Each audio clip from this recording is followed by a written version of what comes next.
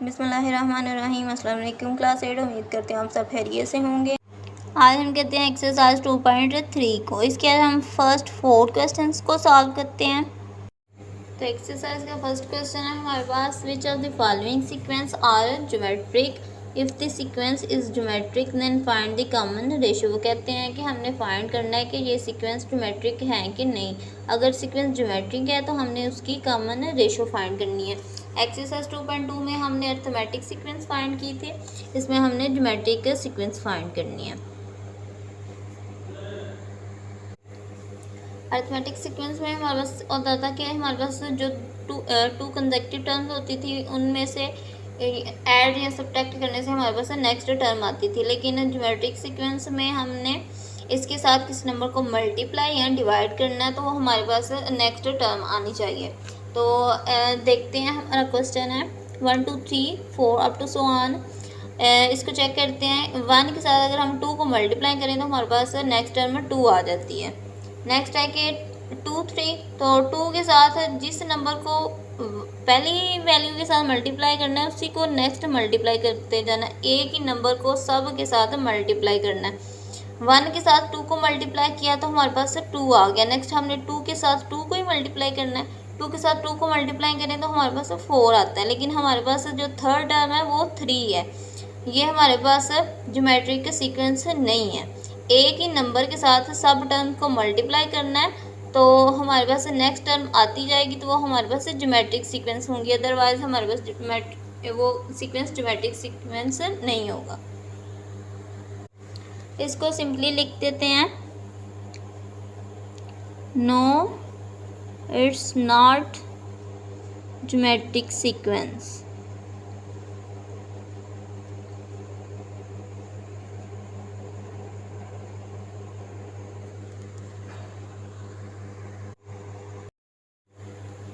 Next हमारे पास इसका सेकंड पार्ट है 10 100 and 1000 up to so on. ये हमारे पास वैल्यू दी गई है। इसको अब हमने इस पे फोकस करना। फर्स्ट टर्म के साथ अगर हम 10 को मल्टीप्लाई करते हैं तो हमारे पास सेकंड वैल्यू आ जाती है। मल्टीप्लाई करते हैं 10 के साथ 10 तो हमारे पास 100 आ जाता है। नेक्स्ट है कि अगर हम 100 को 10 के साथ मल्टीप्लाई करते हैं तो हमारे पास 1000 आ जाता है। नेक्स्ट जो इसकी वैल्यू आनी है वो भी नेक्स्ट उसके साथ हमने 10 को मल्टीप्लाई करना है तो हमारे पास इसकी वैल्यू आ जानी है। मीन 10 से मल्टीप्लाई करने से नेक्स्ट टर्म आ रही है तो ये हमारे पास ज्योमेट्रिक का सीक्वेंस आ जाता है। तो इसको हम लिखेंगे, yes it's geometric sequence. Question में है कि अगर ये हमारे पास ज्योमेट्रिक सीक्वेंस आ जाती है तो हमने इसकी कॉमन रेशियो फाइंड करनी है। तो कॉमन रेशियो कैसे फाइंड की जाती है, जो हमारे पास सेकंड टर्म होती है उसको फर्स्ट टर्म के ऊपर डिवाइड करते हैं तो जो हमारे पास वैल्यू आएगी वो उसकी रेशियो होगी। अब 100 को जब हम 10 पे डिवाइड करते 10 के साथ डिवाइड करते हैं तो हमारी रेशियो 10 ही इसका आंसर आता है। नेक्स्ट 1000 है, 1000 को अगर हम 100 से करते हैं तभी हमारे पास 10 ही आता है। मीन सेम आ रहे हैं, तो ये हमारे पास इसकी कॉमन रेशियो आ जाती है 10। तो हम इसकी रेशियो लिखते हैं जो हमारे पास आई है 10।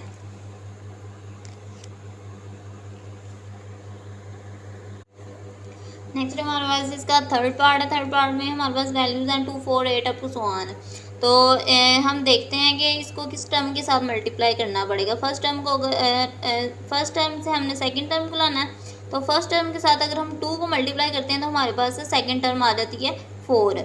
मीन 2 है, 4 है, 8 है अप टू सो ऑन। तो 2 के साथ अगर हम 2 को मल्टीप्लाई करते हैं तो हमारे पास वैल्यू आ जाती है 4। और अगर हम 4 के साथ जिस नंबर को इसके साथ मल्टीप्लाई किया है फर्स्ट टर्म के साथ उसी को हमने सेकंड टर्म के साथ भी मल्टीप्लाई करना है ना। तो सेकंड टर्म के साथ भी अगर हम मल्टीप्लाई बाय 2 करते हैं तो हमारे पास थर्ड टर्म आ जाती है 8। मीन ये हमारे पास एक ज्योमेट्रिक सीक्वेंस है। अब नेक्स्ट है कि हमने इसकी रेशियो भी फाइंड करनी है। तो रेशियो फाइंड करते हैं 4 सेकंड टर्म में से फर्स्ट टर्म को हमने करना है, सेकंड टर्म को फर्स्ट टर्म के साथ हमने मल्टीप्लाई डिवाइड करना है। तो डिवाइड करने से हमारे पास इसका रेशियो आ जाती है 2। नेक्स्ट है कि 8/4, तो 4 to the 8 हमारे पास इसकी कॉमन रेशो आ रही है 2, तो हम लिखेंगे यस इट्स ज्योमेट्रिक सीक्वेंस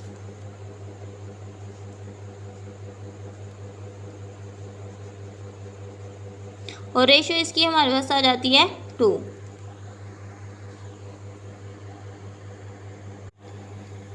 ये हमारे पास इसका 4 पार्ट है। 4 पार्ट में हमारे पास वैल्यू है 16, 8, 4 अप टू सो ऑन। तो इसका हम देखते हैं कि इसको मल्टीप्लाई या डिवाइड करने से इन क्वेश्चन को सॉल्व करना है। तो अगर हम सेकंड टर्म के साथ फर्स्ट टर्म को डिवाइड करते हैं तो हमारे पास इसको डिवाइड करते हैं 8/16, तो 8 1 दा 8 और 2 दा 16, तो वैल्यू आ जाती है हमारे पास 1/2। नेक्स्ट थर्ड और सेकंड को सॉल्व करना है, 4/8 हो जाएगा, 4 1 दा 4 और 2 दा 8, तो ये भी हमारे पास 1/2 वैल्यूज़ आ रही है। मीन ये हमारे पास एक ज्योमेट्रिक सीक्वेंस है। तो लिख लेते हैं yes it's geometric sequence.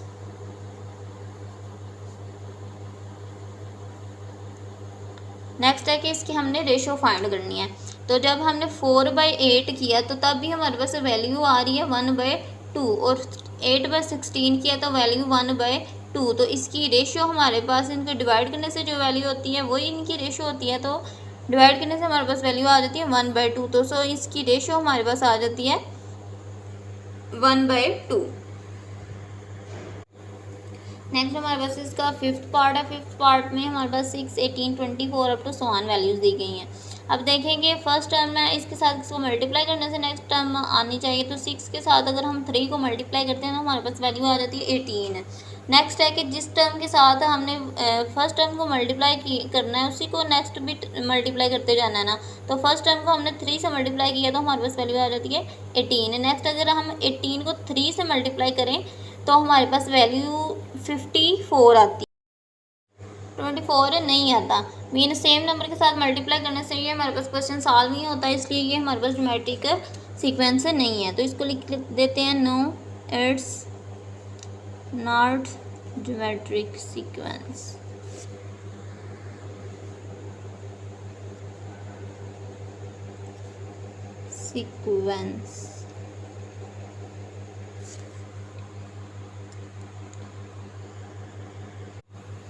Next हमारे पास इसका 6th पार्ट है जिसमें हमारे पास वैल्यूज है 1 1 0 1 अप टू सो ऑन। तो 1 के साथ जब 1 को मल्टीप्लाई करते हैं तो हमारे पास सेकंड टर्म आ जाती है, लेकिन जब सेकंड टर्म को 1 के साथ मल्टीप्लाई करना है तो हमारे पास वैल्यू तो 1 आनी है, लेकिन हमारे पास थर्ड टर्म 0 आ रही है। सो ये हमारे पास ज्योमेट्रिक के सीक्वेंस नहीं है। तो लिख देते हैं no it's not geometric sequence.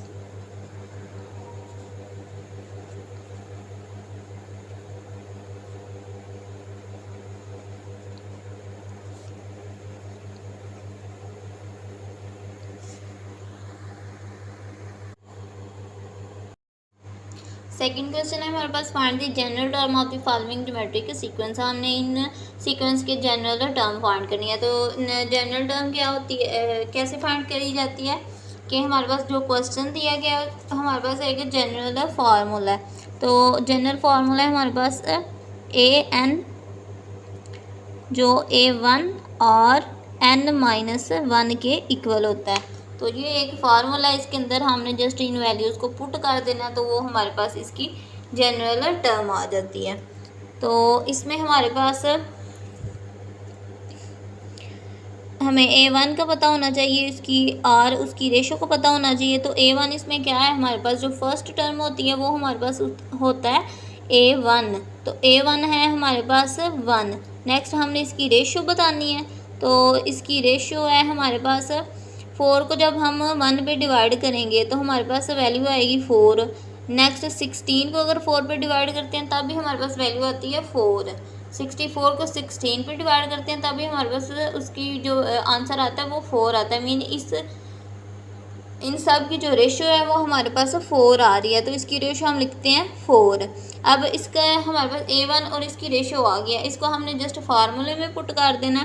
तो हम लिखेंगे an इज इक्वल a1 की जगह हमारे पास जो उसकी वैल्यू आई वो लिख दी। नेक्स्ट r के साथ वो मल्टीप्लाई हो रहा है तो r हमारे पास है 4 और ऊपर हमारे पास n-1। अभी 1 4 के साथ मल्टीप्लाई हो रहा है, तो इसको मल्टीप्लाई किया तो हमारे पास 4 और उसकी पावर में हमारे पास n-1 आ गया। तो ये हमने इसको इसकी जनरल टर्म में कन्वर्ट कर दिया।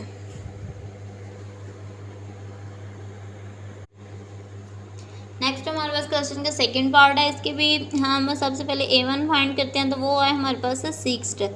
नेक्स्ट इसकी रेशो आएगी 12 को 6 से डिवाइड करने से हमारे पास वैल्यू आती है 2, 24 को 12 पे डिवाइड करने से 2, 48 को 24 से डिवाइड करने से हमारे पास वैल्यू आती है 2।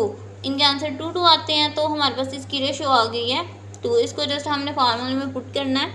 फार्मूला है हमारे पास a1 की जगह 6 an इज इक्वल a1 और n-1, यही फार्मूला होता है ना। तो a1 पुट किया, नेक्स्ट हमने r पुट करना है जो हमारे पास आता है 2 और n-1। तो ये हमने इसको पुट कर लिया इसकी जनरल टर्म में।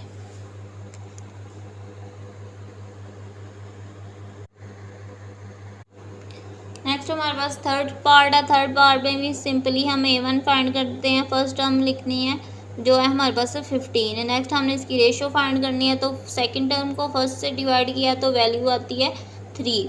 135 को जब हम 45 से डिवाइड करते हैं तब भी हमारे पास वैल्यू आती है 3। मीन इसकी जो कॉमन रेशो वो हमारे पास आ रही है 3। तो इसको जस्ट फार्मूले में पुट कर देना। तो फार्मूला है हमारे पास an इक्वल्स a1 r की पावर n-1। तो a1 हमारे पास इधर आता है 15 और नेक्स्ट जो है 3 हमारे पास उसकी रेशो आ रही है 3, तो उसकी पावर n-1 आती है। इसको हम 15 3 n-1 लिखते हैं।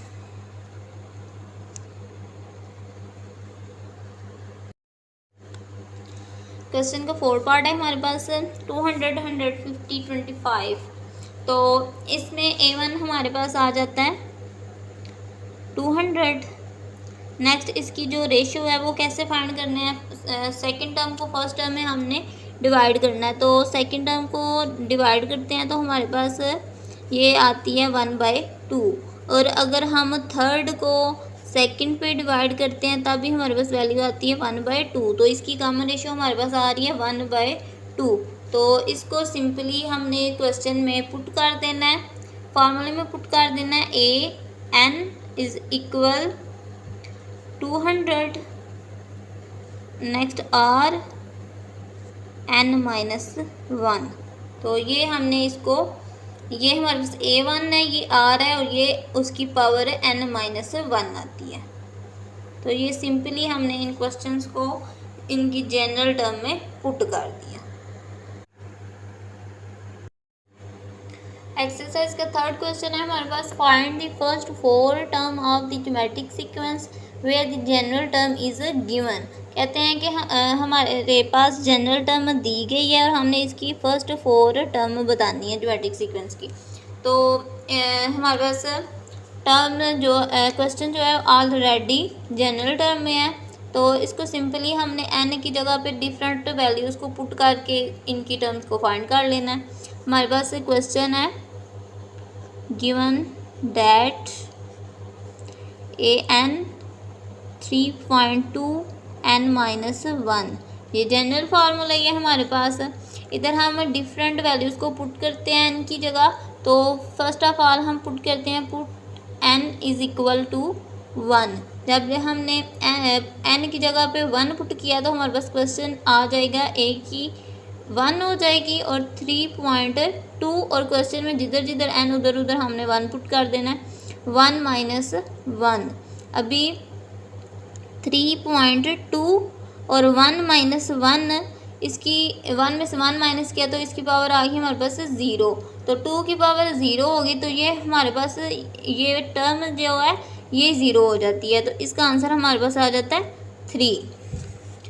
अभी हमने इसको 1 पुट किया है, नेक्स्ट हमने n की जगह पे 2 को पुट करना है। n की जगह पे जब हमने 2 पुट किया तो हमारे पास a की 2 3.2 और क्वेश्चन में n की जगह पे 2 - 1, तो 3.2 2 - 1 1, 2 की पावर 1 होगी। तो 3 को जब हम 2 से मल्टीप्लाई करते हैं तो हमारे पास वैल्यू आ जाती है 6। ये अभी हमारे पास 2 टर्म्स आई हैं, हमने 4 टर्म्स फाइंड करनी है। तो put n is equal to 3, n की जगह पे अब हम 3 की वैल्यू 3 पुट करते हैं, 3.2, 2 की पावर n जिधर था उधर 3 चला गया और माइनस हो गया उसमें से 1, 3.2 और इसकी पावर 2 की पावर 2 होगी। अभी 2 की पावर 2 है तो mean 2 2 the 4, 3 4 the 12, third term हमारे पास आ जाती है 12। अभी हम इधर 4 को पुट करते हैं, अब हमने इसको 4 पुट किया तो 3.2 4 माइनस 1, 3.2 इसकी पावर 4 में से 1 पीछे 3, 2 को हम जब हम 3 टाइम में मल्टीप्लाई करते हैं 2 to the 4 और 4 to the 8 तो हमारे पास वैल्यू आ जाती है 8। अभी 8 को हमने 3 के साथ मल्टीप्लाई करना है, तो जब 8 को हम 3 के साथ मल्टीप्लाई करते हैं तो हमारे पास वैल्यू आ जाती है 24। तो ये हमारे पास 4 टर्म्स आ जाती हैं। तो हम क्वेश्चन में उन्होंने हमसे 4 टर्म पूछी हैं, तो हम लिखते हैं hence the required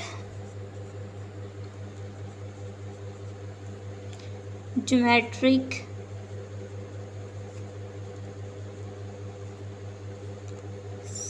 sequence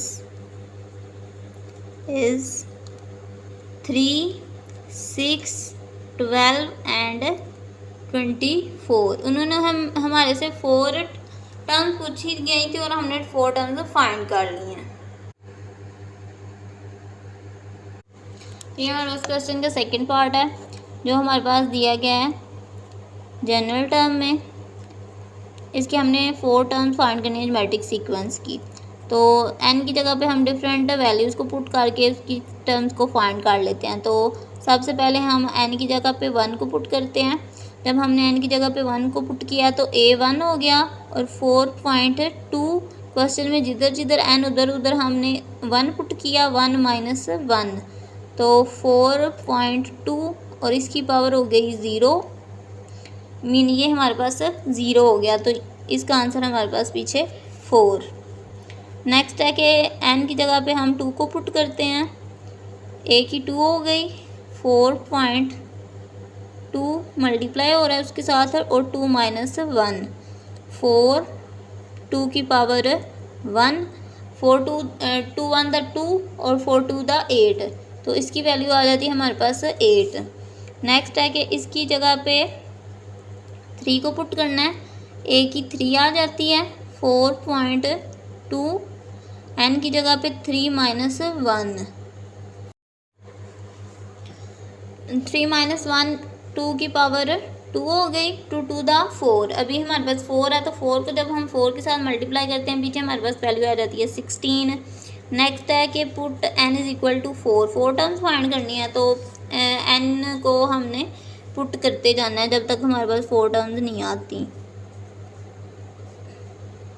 4 minus 1 तो 2 की पावर 3 हो जाती है, 4 की पावर 2 की पावर 3 होगी। नेक्स्ट 2 को जब हमने 3 टाइम मल्टीप्लाई किया 2 2 द 4 और 4 2 द 8 तो अभी हमारे पास 8 है। अब हमने 4 को 8 के साथ जब मल्टीप्लाई करना है तो हमारे पास वैल्यू आ जाती है 32। ये हमारे पास इसकी 4 टर्म्स आ गई।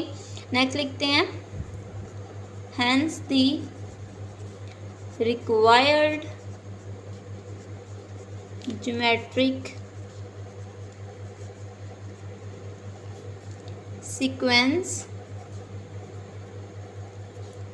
is 4, 8, 16 and 32।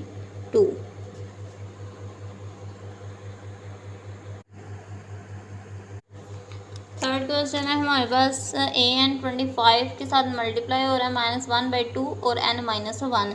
इधर हमने इसकी डिफरेंट वैल्यूज़ को पुट करना है तो पुट करते हैं n इज इक्वल टू 1 तो हमारे पास आ जाता है a1 25 डॉट -1/2 और इसकी पावर में n -1 है तो n की जगह पे 1 चला गया और माइनस उसमें से 1 हो रहा है। नेक्स्ट 25 माइनस 1/2 और 1 माइनस 1 इसकी पावर हो गई 0। अब ये टर्म तो हमारे पास 0 हो जाती है। नेक्स्ट हमारे पास इसका जो वैल्यू है वो रह जाती है 25। फर्स्ट टर्म आ गई। नेक्स्ट हमने सेकंड टर्म फाइंड करनी है, तो put n is equal to 2।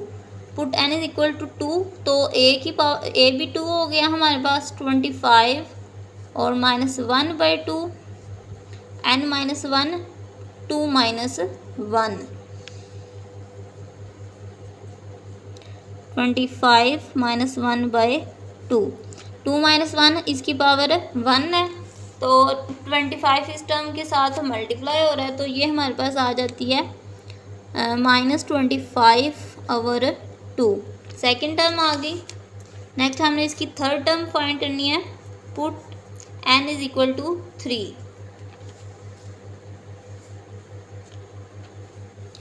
a की 3 हो गई। Next 25 minus 1/2 n minus 1 3 minus 1 25 minus 1/2 की पावर हमारे पास 2 आ गई है।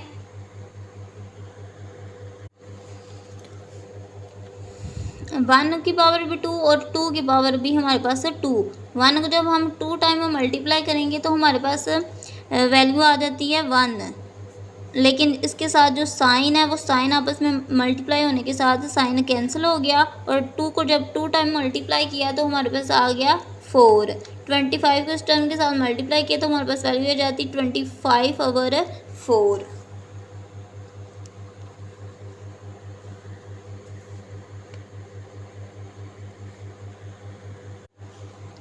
नेक्स्ट अभी हमारे पास इसकी 1 टर्म रहती है, तो put n is equal to 4 हो जाएगा।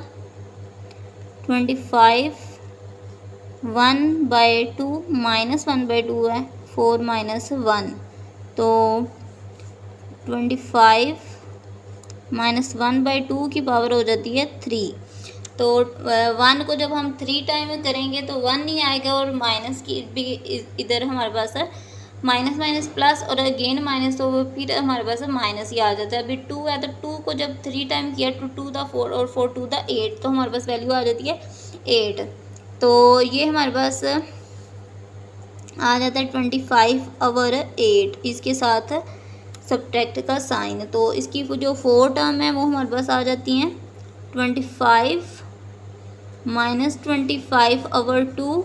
नेक्स्ट है 25/4 एंड माइनस 25/8।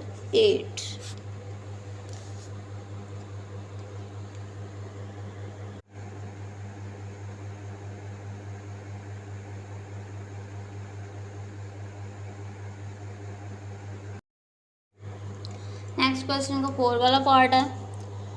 इस पे भी हमारे पास इसको सॉल्व करते हैं सिंपली। गिवन डैट जो हमारे पास क्वेश्चन दिया गया है an 5 मल्टीप्लाई हो रहा है 1/5 n माइनस 1 के साथ, तो n की जगह पर डिफरेंस वैल्यू को पुट करना है। n इज इक्वल टू 1 जब पुट किया तो हमारे पास a की 1 आ गई। 5 dart 1/5 n minus 1 mean 1 minus 1, तो 5 1/5 की जो पावर है 0 हो जाती है। ये टर्म 0 और पीछे हमारे पास 5 रह जाता है। नेक्स्ट सेकंड टर्म फाइंड करनी है। Put n is equal to 2, a की 2 5 डार्ट 1/5 और इसकी 2 माइनस 1 हो जाती है।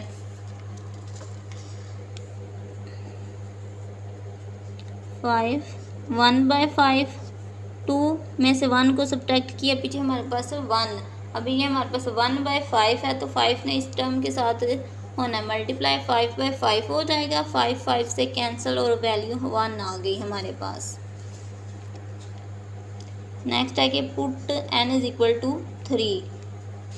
n की जगह पे हमने 3 को पुट किया, तो 5 डार्ट 1/5 3 माइनस 1 3 माइनस 1 इसकी पावर हो गई 2। तो 1 की पावर 1 को 2 टाइम मल्टीप्लाई किया तो हमारे पास आ जाता है 1, और 5 को जब हम 2 टाइम मल्टीप्लाई करते हैं तो हमारे पास वैल्यू आ जाती है 25। तो ये हमारे पास आएगा 5/25, 5 1 ज़ा 5 और 5 5 ज़ा 25, 1/5 वैल्यू आ गई।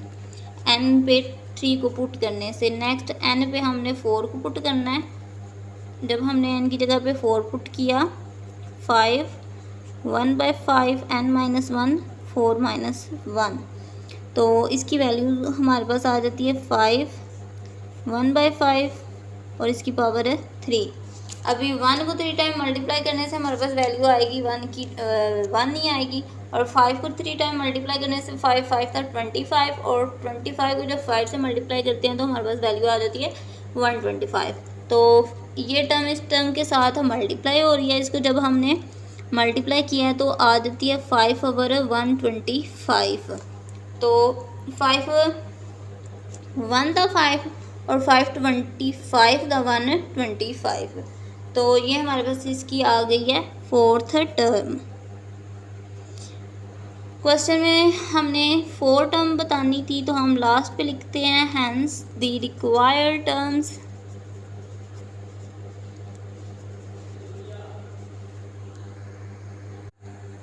सो हमारे इसके 4 पार्ट को भी हमने कंप्लीट कर लिया।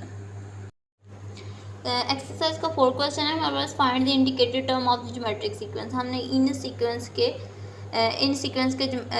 इन टर्म के ज्योमेट्रिक सीक्वेंस फाइंड करने हैं।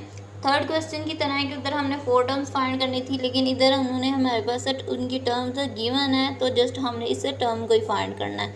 तो क्वेश्चन को सॉल्व करने के लिए सबसे पहले इसको जनरल फार्मूले में पुट पुट करना पड़ेगा। तो उसका जनरल फार्मूला हमारे पास क्या होता है, A1 और n-1। A1 और A सेम ही चीज़ें होती हैं हमारे पास। तो क्वेश्चन में हमारे पास A भी गिवन है और इसकी रेशो भी गिवन है, और हमने A की 4 फाइंड करनी है। तो A की 4 फाइंड करते हैं।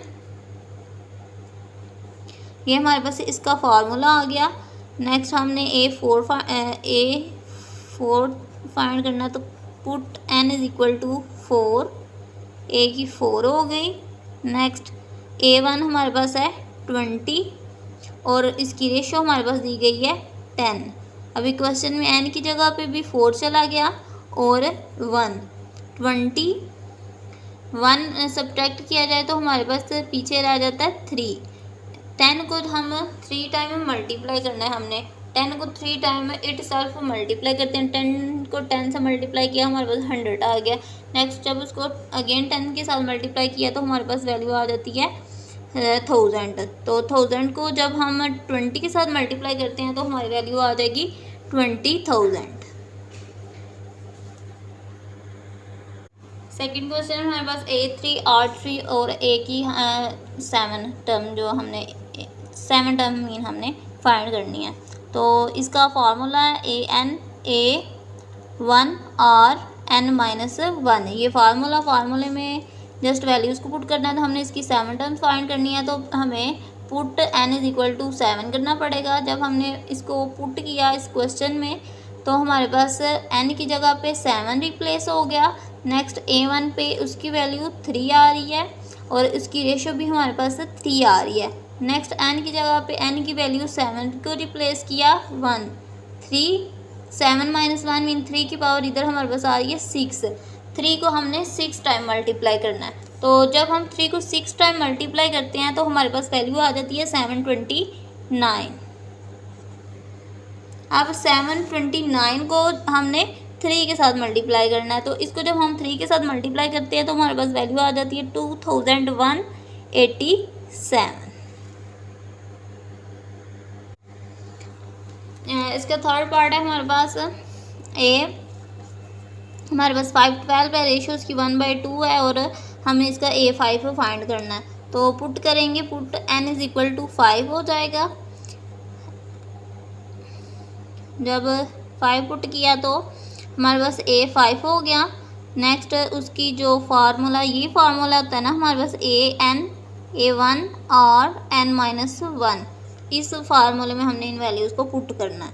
तो A1 है हमारे पास दिया गया 512। नेक्स्ट रेशो हमारे पास है 1/2 और n पे 5 और 1, 512 1/2 माइनस 5 माइनस 1 मीन इसकी पावर होगी हमारे पास 4।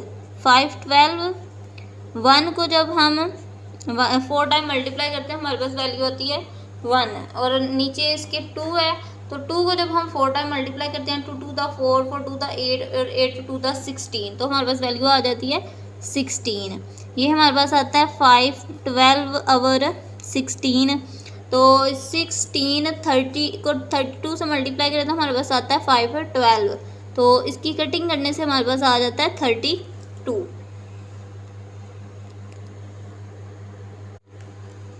नेक्स्ट हमारे पास A1 रेशो और हमने इसकी 10th टर्म को फाइंड करना है तो फार्मूला हमारे पास AN इज इक्वल A1 और N-1 तो इसमें हमने इसकी 10th टर्म को फाइंड करना है तो put N is equal to 10 हो जाएगा।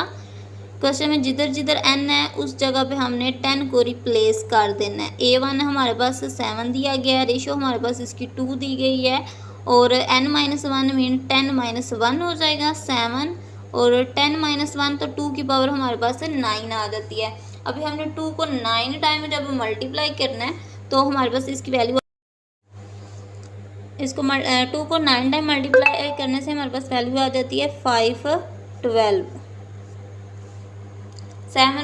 2 को 9 टाइम मल्टीप्लाई करने से हमारे पास वैल्यू आ जाती है 712। अब इस 512 को हमने 7 के साथ मल्टीप्लाई करना है तो इसको जब हम 7 के साथ मल्टीप्लाई करते हैं तो हमारे पास वैल्यू आ जाती है 3584। इस क्वेश्चन की हमने इसकी 10th टर्म फाइंड करनी थी तो उसके लिए हमने n की जगह पे 10 को रिप्लेस किया है। 10-1 उसकी पावर 9 आ गई। 2 को जब हमने 9 टाइम मल्टीप्लाई किया तो हमारे पास 512 आंसर आता है। 512 को हमने 7 से मल्टीप्लाई किया तो हमारे पास वैल्यू आ जाती है 3584। तो ये हमारे पास एक्सरसाइज 2.3 का 4 क्वेश्चन है कंप्लीट हो जाता है।